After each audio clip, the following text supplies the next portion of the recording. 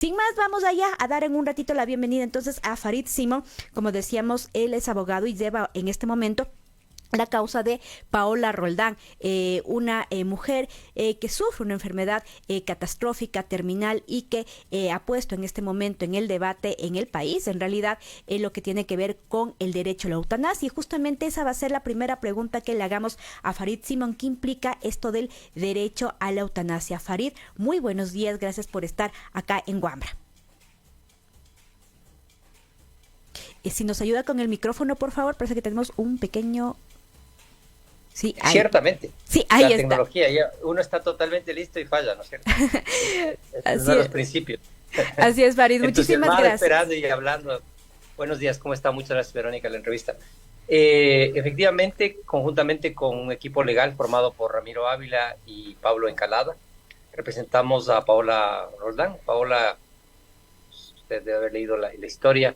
Paola tiene apenas 42 años y hace 3 le diagnosticaron esclerosis lateral amiotrófica, que es una enfermedad degenerativa, incurable, que implica la pérdida de control de los movimientos de los músculos voluntarios.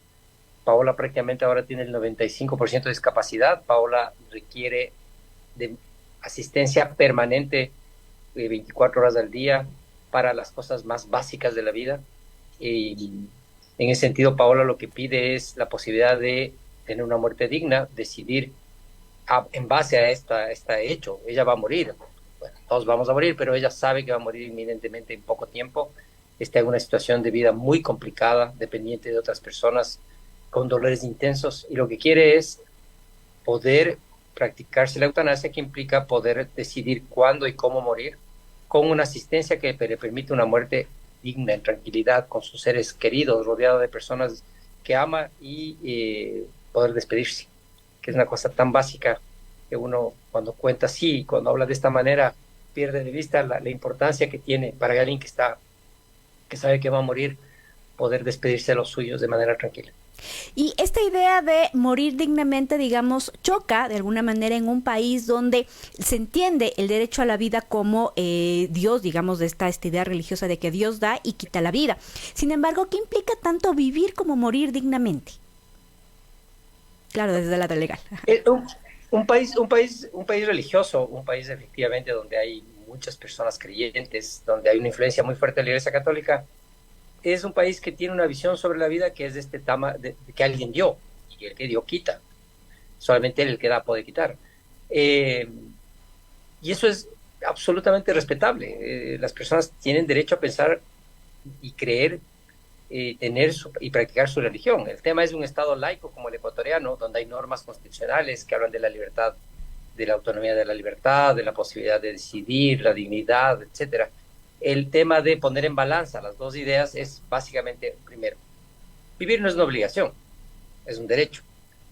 Cuando una vida se torna en imposible, en condiciones de indignidad, perdón, hay la nueva inteligencia artificial que hace que cuando uno hace un pulgar ya no puede contar con los pulgares porque le aparece un mensaje de positivo. Entonces, discúlpeme, pero No hay me problema. acaba de ver la imagen en la pantalla. En todo caso, cuando en un país laico como el nuestro hay una constitución que protege el derecho a la libertad personal, el derecho a una vida digna, el derecho a vivir sin sufrimientos, la posibilidad de decidir en casos excepcionales, porque en realidad estamos hablando de casos muy complejos, cuándo morir y que recibir asistencia médica para poder morir en paz es un derecho que creemos que está contemplado en la Constitución, no de manera directa, pero a partir de una interpretación del artículo, de los artículos de la Constitución. Porque nosotros, una explicación técnica que tal vez no lo haya hecho, lo que hemos demandado en representación de Paola es la declaración de inconstitucionalidad condicionada del artículo 144 del COIP, que es el delito de homicidio simple. Esto implica que en el homicidio simple en el Ecuador, cualquier persona que cause la muerte a otra será responsable de ese delito. A diferencia de algunos países, por ejemplo, donde hay figuras no tan complejas, como que hay menos gravedad, por ejemplo, cuando es homicidio por piedad, cuando uno ayuda a morir a otra persona por piedad, por acompañar ese dolor, hay una sanción menor, o en otros países se despenaliza abiertamente el homicidio en estas circunstancias cuando por la eutanasia una persona decide que tiene que morir, que quiere morir, y un médico, porque esto es un tratamiento médico, le asiste en ese proceso. Entonces, lo que estamos demandando es que ese artículo 144 sea declarado inconstitucional y que la interpretación de esa inconstitucionalidad la haga compatible con la posibilidad de eutanasia. Entonces, este es el marco normativo, lo que hemos demandado en nombre de Paola a la Corte Constitucional. Entonces, a partir de eso, la lectura que hacemos es que el conjunto de normas de la Constitución que reconocen el tema de una vida digna, integridad personal, libre desarrollo de la personalidad y dignidad, permite hacer esto. Es más o menos un poco la explicación técnica que en verdad debí haber dicho primero cuando me preguntó. Uh-huh. Ahora, justamente hace un par de años se trató el tema de la eutanasia dentro del Código de la Salud. Sin embargo, ahora entiendo que sería más bien cambiar la penalización. Ahí un poco, ¿cuál sería la diferencia de lo que se trató antes en el Código de la Salud? El Código de la Salud no pasó ya. La discusión fue intensa alrededor de uno de los temas de que implicó el veto total del Código de la Salud fue el tema de la posibilidad de la eutanasia, claramente. En este caso, la diferencia es que en el Código de Salud se regulaba como un tratamiento médico, pero que implicaba una exclusión de responsabilidad en el caso de la eutanasia para los médicos del personal de salud que acompaña a una persona en la ejecución de su decisión. En el caso de la diferencia que tenemos actualmente sería que al declarar la inconstitucionalidad condicional del 144 del Código, lo que se haría es excluir de la penalización aquellos casos donde los médicos y el personal de la salud asiste a una persona en la decisión de morir dignamente. Ahora, ¿cuáles son los? Le hemos planteado a la Corte, porque esto también acompañamos a nuestra demanda a la Corte una propuesta de un protocolo que es un protocolo parecido al protocolo que se usa, o similar, o igual, digamos, prácticamente igual al de Colombia, que implica algunas cosas, ¿no es cierto?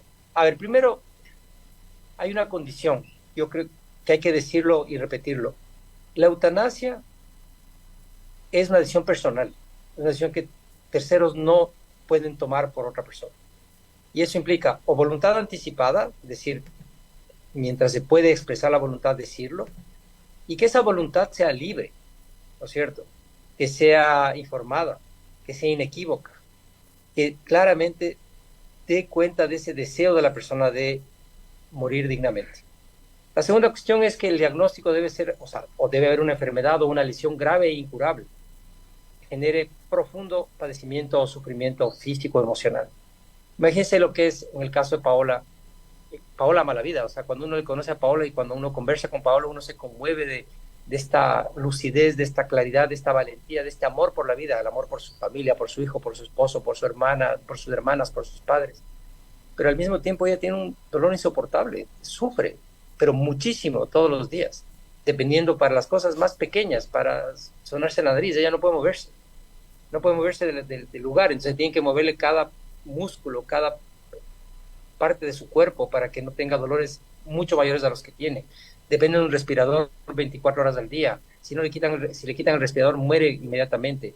Es alimentada por vías, o sea, no se alimenta con alimentos sólidos, sino por una vía intravenosa. Es complejísima su situación. Entonces, en ese dolor que ella siente todos los días, lo que ella pide es, oiga, denme la posibilidad de decidir morir con dignidad y estas condiciones que le acabo de decir, libre y espontáneo consentimiento, enfermedad incurable, sufrimientos intensos emocionales o físicamente, que habilitan para que un médico pueda acompañar a Paola en la decisión, porque siempre debe ser una compañía médica, no es que puede ser un familiar, un amigo, un conocido, sino es un tratamiento médico. Y esa despenalización, esa interpretación, hace que un médico que asiste en estas condiciones y con estos requisitos no esté sujeto a ser perseguido por el delito de homicidio. De ser aprobado, digamos, entonces esta demanda que está poniendo Paola, esta acción en la Corte Constitucional, se abriría el marco para que en esas mismas circunstancias pueda también, digamos, otras personas puedan acceder a este derecho. Sí, porque como Paola dice, es de ella, pero no es por ella solamente, es ella que está presentando la acción, pero a través de ella es para que otras personas en las circunstancias de Paola o similares puedan acudir a ese derecho. Entonces, una búsqueda más allá de la persona, es una búsqueda para el derecho en el país, para que las personas tengan acceso a la eutanasia. Si llega a declarar la inconstitucionalidad de la Corte, efectivamente, inmediatamente una vez que se declara la inconstitucionalidad, le estamos pidiendo a la Corte que apruebe el protocolo para que Paola de manera inmediata pueda ella acceder al derecho a morir dignamente, y a partir de eso otras personas lo podrán hacer, porque es una demanda abstracta, es decir, no se refiere solamente al caso de Paola. Paola demanda, pero Paola demanda la inconstitucionalidad de un artículo que le va a beneficiar eventualmente a ella, en el sentido que puede ejercer su derecho a morir dignamente, pero que el impacto es para todas las personas que están en situaciones iguales. Yo ayer,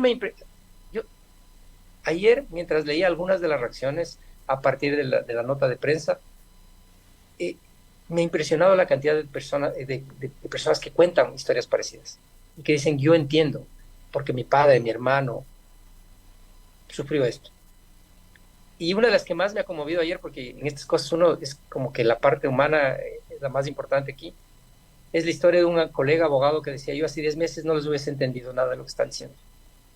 Pero ahora yo tengo una enfermedad parecida a la de Paola y sé lo que es vivir dependiendo de otros 24 horas al día, encerrados en el cuerpo con lucidez absoluta, saber que uno va a morir pronto y que esa muerte puede ser muy dolorosa, pero además repentina, sin posibilidad de despedirse, sin posibilidad de poner en orden las cosas.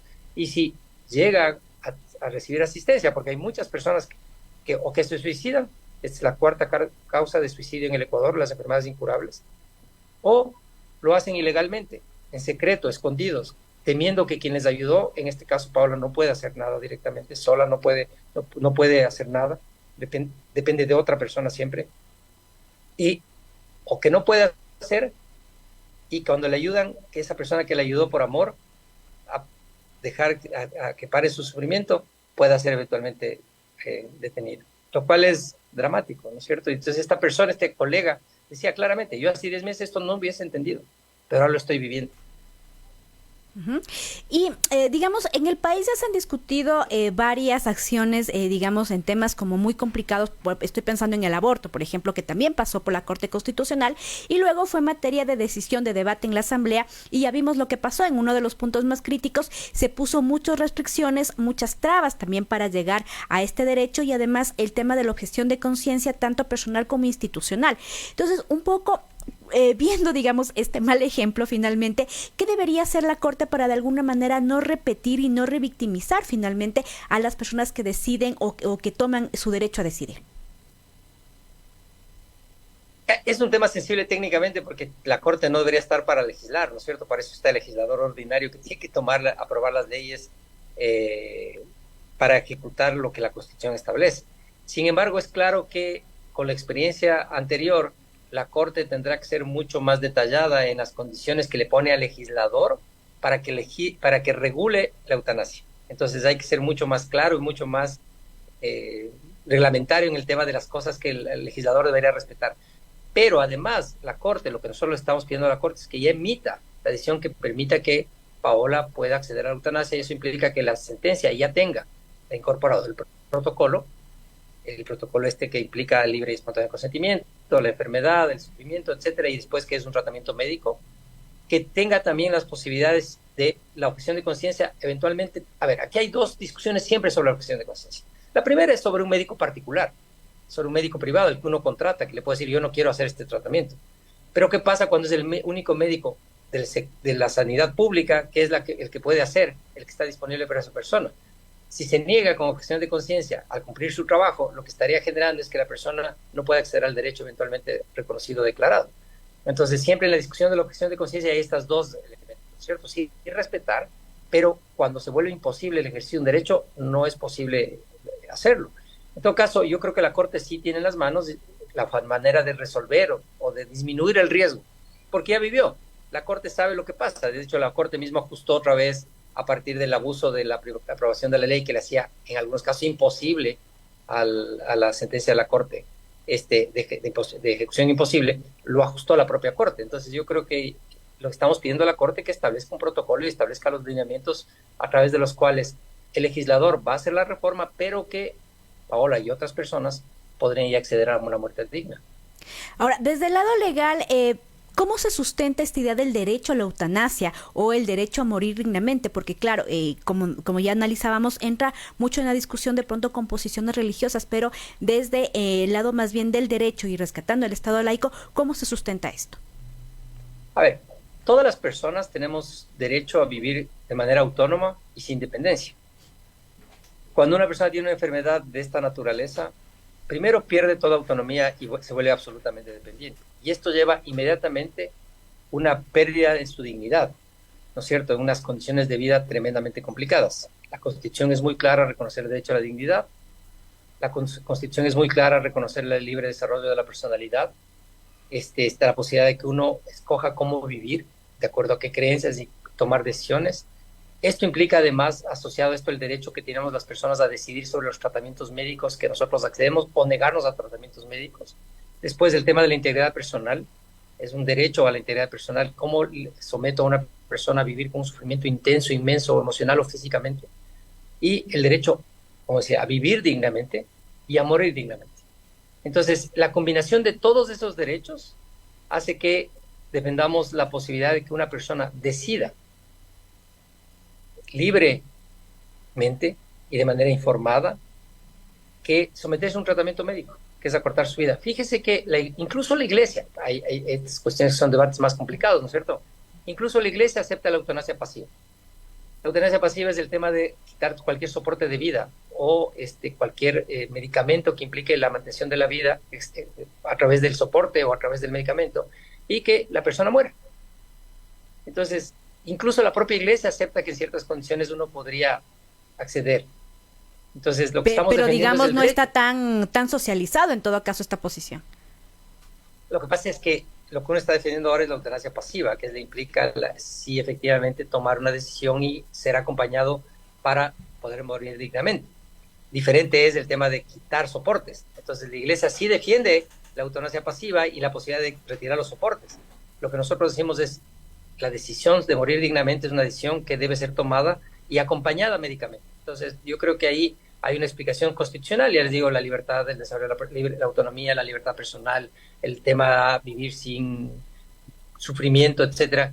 Todo configura la posibilidad de que efectivamente la Corte dicte una decisión favorable a nuestra petición, a la petición de Paola que nosotros representamos. En el caso de que la Corte justamente llegue entonces a esta decisión, a esta aprobación, ¿en qué casos se permitiría? Como siempre hay que recordar que nosotros defendemos el hecho de que es una decisión personal. Es decir, la primera es que hay una persona que está sufriendo o que tiene un diagnóstico de una enfermedad incurable, ¿no es cierto? Que le provoca, o lesión incurable, porque hay de las dos opciones. O sea, ¿Solo física? La enfermedad o una lesión incurable, perdóneme. ¿Solo física? Lo que pasa es que el padecimiento puede ser físico o emocional intenso. Y las dos cosas acompañadas, o sea, el tema de la enfermedad incurable o lesión incurable que provoque un padecimiento físico o emocional insoportable, habilita al médico para que practique acompañe la muerte digna. Ahí,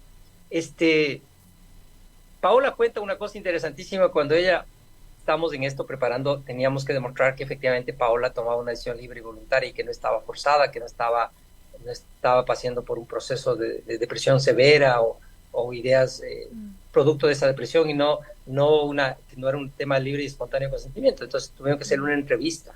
Ese es un poco el protocolo. Esa es una entrevista donde, aparte del diagnóstico ya certificado de un médico que es una enfermedad o una lesión grave e incurable y que produce sufrimiento intenso, la otra cuestión que hay que probar es que la voluntad es personal, libre y espontánea. Entonces, las dos cosas combinadas, o sea, las tres cosas combinadas, ¿no es cierto? Libre y espontáneo consentimiento, enfermedad grave incurable o lesión incurable, grave o intenso sufrimiento.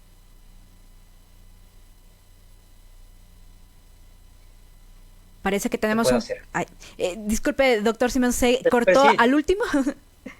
Sí, perdóneme, pero estoy fuera, tengo problemas de internet donde estoy y estoy con una conexión un poco precaria. Hasta ahora ha funcionado bien. Lo que decía es que solamente la combinación de los tres factores, ¿no es cierto?, que es el tema de la enfermedad grave incurable o lesión grave incurable. Después, el tema de los sufrimientos intensos físicos, emocionales o físicos y emocionales. Solamente acompañado de eso, más la voluntad, demostrar que es libre y espontáneo, se podría acudir a la eutanasia. Entonces, ahí hay una cuestión clarísima, es un tema de ejercicio de un derecho personal a la libertad, del reconocimiento de este derecho a vivir y morir dignamente, y que no puede ser usado para ninguna otra cosa más, ni para que terceros decidan, ni para que otras personas escondan actos indebidos, porque esto está, digamos, construido a partir de de la seguridad de que otros no toman la decisión, y la seguridad de que son condiciones que la persona puede acudir a la eutanasia. Y ya finalmente, ¿cuál será el procedimiento, los tiempos más bien de la Corte Constitucional? Para este caso, la inconstitucionalidad de la Corte no tiene plazos, pero la sala de admisión de la Corte, al recibir el caso y admitir el caso, por eso estamos ya dentro del proceso en la Corte, planteó que debería hacerse un adelanto de cronología por la gravedad y urgencia del caso. Esperamos que la Corte lo más pronto posible apruebe este adelanto de la cronología, llame una audiencia. Creo que un derecho de Paola es a poder ella hablar con la Corte. La Corte debe oírle a Paola, y que Paola pueda, a partir de eso, tomar la decisión de morir rodeada de los suyos, con dignidad, con compañía, con afecto, sin esconderse y sin estar temiendo todos los días de que va a morir repentinamente. Ella tiene un pequeño hijo, tiene su esposo. Ha sido duro para la familia aceptar la decisión de Paola, pero como ven su dolor, como ven su sufrimiento, lo acompañan y le apoyan. Entonces, esperemos que la Corte tenga la sensibilidad. Doctor Simón, muchísimas gracias por esta entrevista y bueno, estaremos acompañando este caso porque, como decíamos, toca fibras muy importantes en el debate nacional que hace falta ponerlo sobre la mesa y obviamente ponerlo también en discusión de los medios. Muchísimas gracias, buen día. Muchas gracias a usted, buen día.